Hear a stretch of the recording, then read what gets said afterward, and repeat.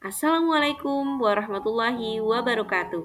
Perkenalkan, saya Fatma Amalia, calon guru penggerak angkatan 9 dari SD Negeri Menoreh, Kecamatan Salaman, Kabupaten Magelang, Provinsi Jawa Tengah.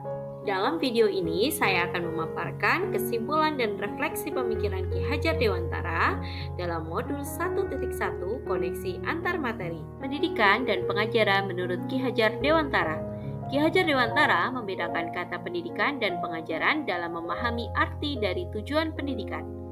Menurut Ki Hajar Dewantara, pengajaran adalah bagian dari pendidikan.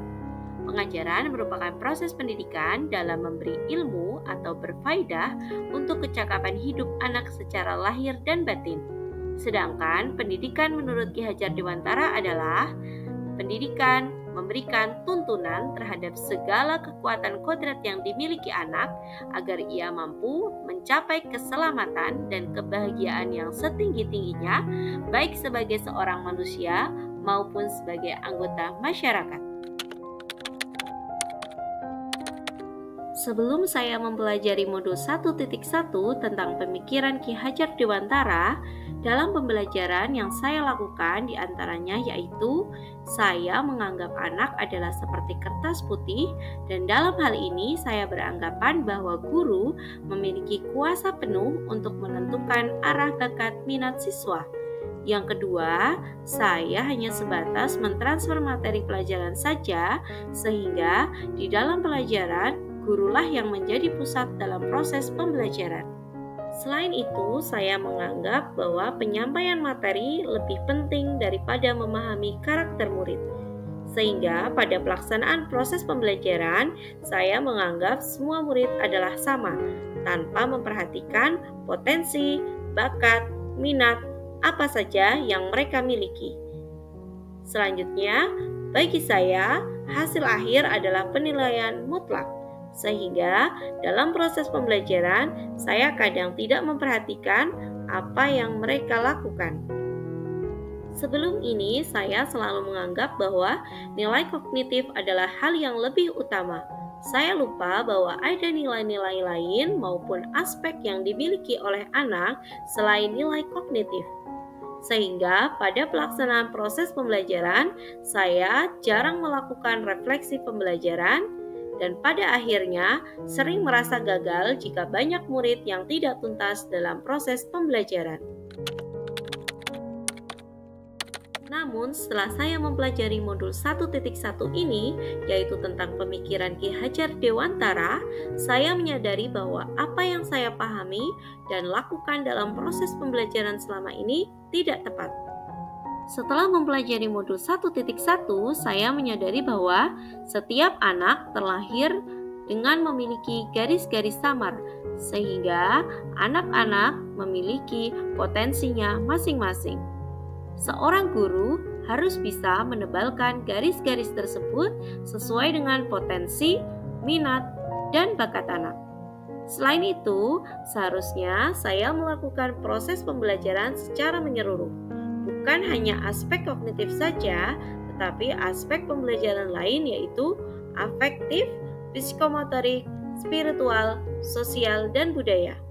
Pembelajaran juga harus berpusat pada murid dan guru sebagai fasilitator, sehingga pada proses pembelajaran, seorang guru dapat mendorong murid terlibat secara aktif dalam membangun pengetahuan, sikap, dan perilakunya. Selain itu, saya juga harus mengutamakan aspek budi pekerti dan pengembangan potensi murid.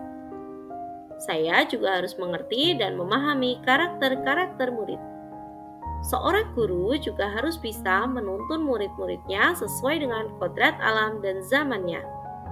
Dan yang terakhir dan yang lebih penting adalah seorang guru harus tulus, ikhlas, dan penuh kesabaran dalam menuntun murid-muridnya. Berikut adalah beberapa hal yang dapat segera saya terapkan di kelas, yaitu antara lain, yang pertama, saya berusaha untuk merencanakan dan melaksanakan proses pembelajaran dengan menggunakan IT, praktek langsung, dengan teknik, model, dan media pembelajaran yang menyenangkan dan bervariatif. Yang kedua, memberikan kemerdekaan dalam belajar, dan melibatkan murid sebagai subjek dalam proses pembelajaran. Yang ketiga, pembelajaran tidak hanya berfokus pada kognitif saja, melainkan juga memperhatikan aspek-aspek lain seperti afektif, sosial, budaya, dan psikomotorik murid. Yang keempat, sesuaikan pembelajaran dengan perkembangan zaman saat ini dan alam yang ada di sekitar murid sehingga dapat memaksimalkan kemampuan dan keterampilan murid seperti berpikir kritis, kreatif, komunikatif, dan kolaboratif. Yang kelima, pembelajaran yang saya lakukan tidak lagi hanya menuntut tetapi menuntun, berusaha menjadi teladan dan arahan yang baik dalam segi perilaku, sikap, di dalam maupun di luar sekolah. Yang keenam, mengenali karakteristik murid dengan menjalin komunikasi yang baik. Yang ketujuh, memberikan kesempatan kepada murid untuk menggali dan mengekspresikan diri sehingga potensi, bakat, minat yang murid miliki bisa berkembang dan terarah dengan maksimal. Demikian video yang saya paparkan. Menurut Ki Hajar Dewantara, anak-anak hidup dan tumbuh sesuai kodratnya sendiri.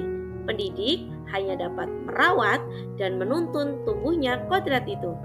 Terima kasih. Salam guru penggerak. Wassalamualaikum warahmatullahi wabarakatuh.